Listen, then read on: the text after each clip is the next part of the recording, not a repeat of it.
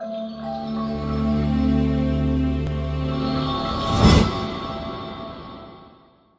हम विमोचन करने जा रहे हैं अशोक दर्द जी के कहानी संग्रह सिंदूरी धूप का। आपको बहुत सुंदर कहानियां हैं। पहाड़ों की सौंधी सौंधी खुशबू है इसमें, पहाड़ों की ठंडक है, वहाँ का प्रेम है।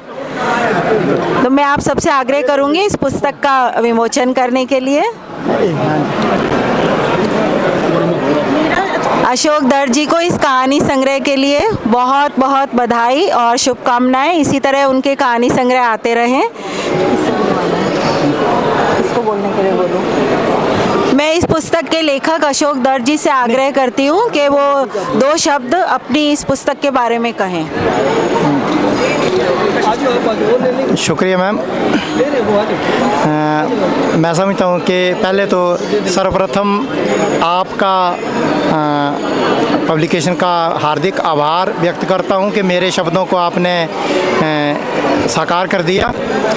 उसके बाद मैं अपने तमाम दोस्तों का, अपने अग्रजों का आभार व्यक्त करता हूँ कि मेरे इस छोटे से विमोचन समारोह में आप सब आए। इसके लिए आप सब का बहुत बहुत हार्दिक आभार। और यहाँ तक कहानियों की बात है, इसमें 13 कहानियाँ हैं और सिंदूरी धूप इसका मैंने शीर्षक रखा हुआ है।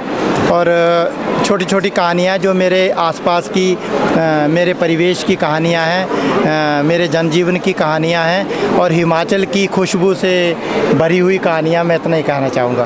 धन्यवाद।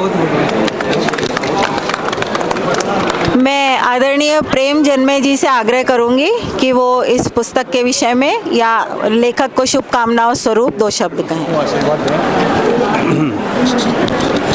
अब पुस्तक के बारे में तो पुस्तक पढ़ के ही बताऊंगा मैं, पर एक चीज़ जो मुझे देखी मैंने अभी पुस्तक को देखने के बाद, कि पहली बात तो ये है कि इन्होंने अपना संग्रह अपनी नातिन को दिया।